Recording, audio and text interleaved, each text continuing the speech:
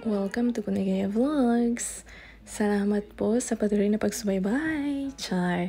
More fresh fruits, pambungad.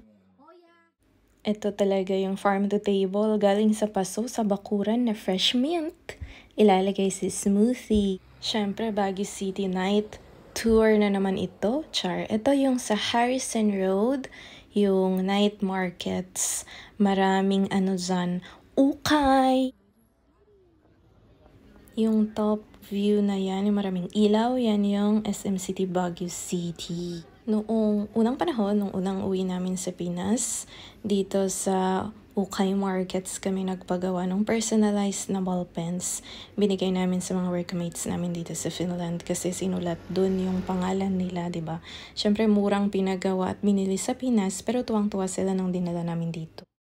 Kasi unique na pasalubong. Yung workplace ko noon, nung nandyan pa ako sa Baguio City, malapit din dyan yung workplace ko at gabi din yung shift namin.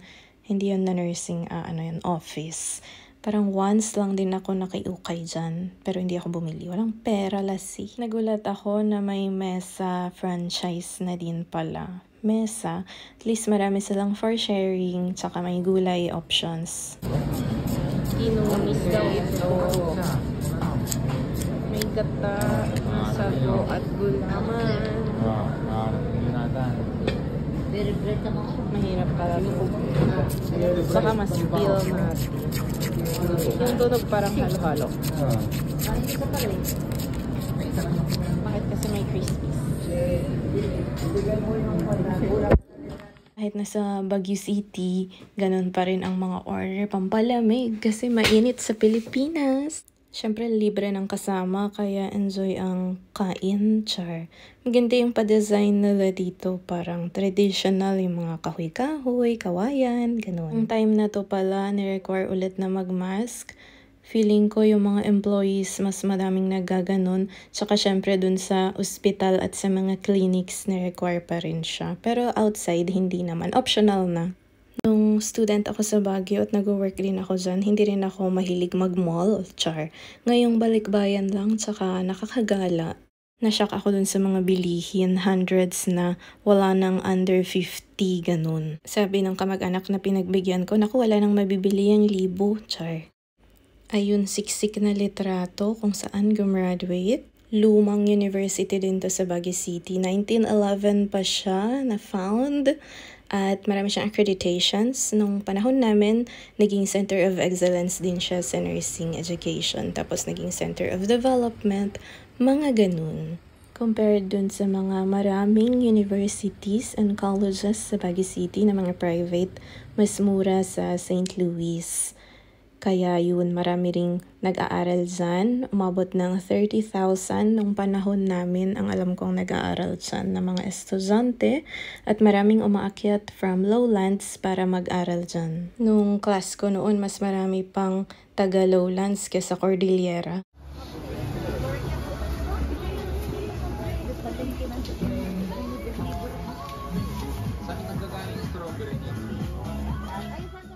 Mga strawberries galing Puguis, La Trinidad.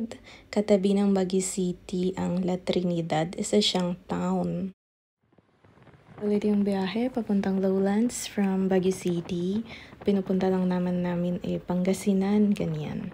At syempre nakikisakay lang, carpool para tipid. Sa gate ng hosts, marami pa ring punong kahoy, saging, coconuts, mga ganyan, bulaklakis. Mga produkto ng city ng Calasiao, Pangasinan, mga puto. Mga kuha dun sa lumang simbahan ng Calasiao. Pula yung napansin ko at ang laki na lumang simbahan din.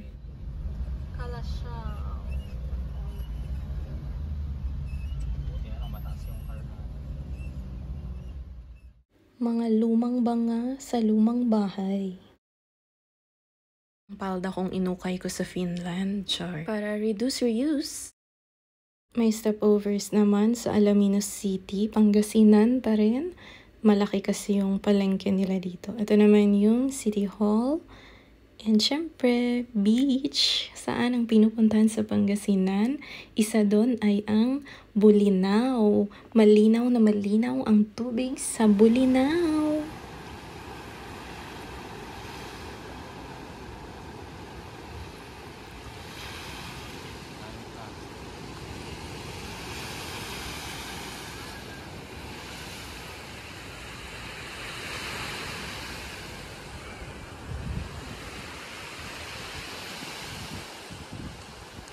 Bolinao.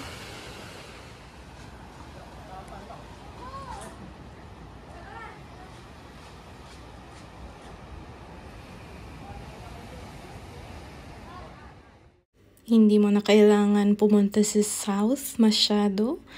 Pino na ang buhangin, puti at sobrang linis ng beaches dito sa Bolinao, Pangasinan. Ang totoo, binalak din naming mag-Boracay kasi 'di ba mga treasures yan ng Pilipinas, mga beach, ganyan. Pero dito pa lang sa Bolinao, Pangasinan, bentang-benta na. Kita mo na ang kagandahan ng Pilipinas. Maliban syempre sa bumagyo talaga, kaya 2 weeks din yun na nawala sa bakasyon. Naghihintay humupa ang bagyo. Char. Pero etong Pangasinan, mas malapit kasi siya sa amin sa Baguio City, or kung galing man akong Mountain Province, mas malapit pa rin ang Pangasinan compared kung kailangan ko pang pumunta ba ng Boracay, ng Palawan, ng mga magagandang beaches din sa South. Meron na dito, di ba? Malapit, mas mura, char, ideal din to sa groups. Siyempre gusto ko pa rin makita yung ibang parte ng Pilipinas, sa South pa o sa Norte ba, sa Batanes, mga ganyan. Pero sa time na to, yung oras namin ay limited, char. Hindi kami yaman girl. Ayan, pumunta ka sa kung saan malapit, mas mura para tipid sa time, sulit sa gastos, mga ganyan. Ito yung mga hindi ko makita-kita sa Finland, pero syempre ibang nga rin yung lugar, ibang kontinente. Kaya iba rin yung nakikita dito sa Finland, iba rin sa Pilipinas, mga ganon. Kaya habang nandun ka, namnamin mo na. Tinitigan talaga yung mga buhangin, naglakad ng nakayapak, hinawak-hawakan, nag-swimming, hindi naman marunong, nagtatampisaw, naglalakad, nagvi-video lang. Yung accommodation namin, resort talaga siya na private, run ng mga kakilala ng kakilala. Hindi siya nag-advertise, kaya mura din, pero hindi rin niya masyadong na-maintain kasi yung place, kaya hindi ko na po i-endorse. Char. Pero marami rin doon yung mga talagang well-maintained na hotel, and syempre mas mahal din yung bayad doon compared doon sa pinag-stayan namin. And dito sa part na to, yung Treasures of Bolinao, dito na yung marami na yung tao. Yung kailangan i-drive mo ng malayo, ito na yung dulo, yung Patar, Bolinao, Pangasinan. And balik tayo ng sunset, ito na yung sa accommodation namin malapit.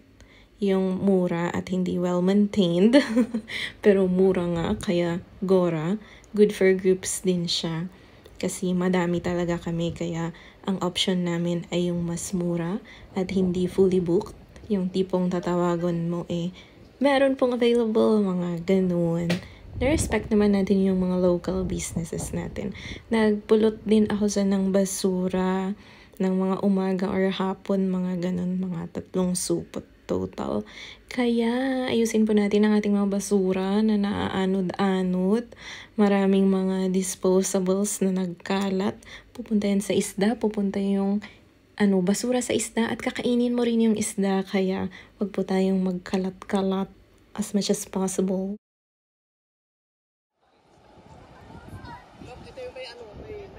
Puro starfish daw.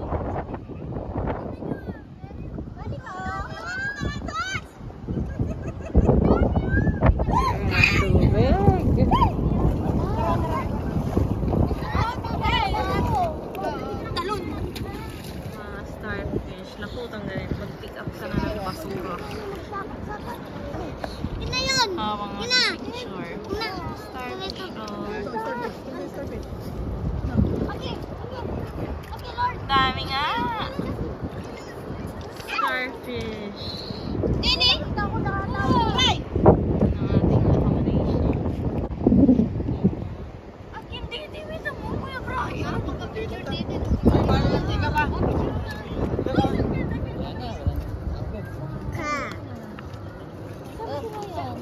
Ito.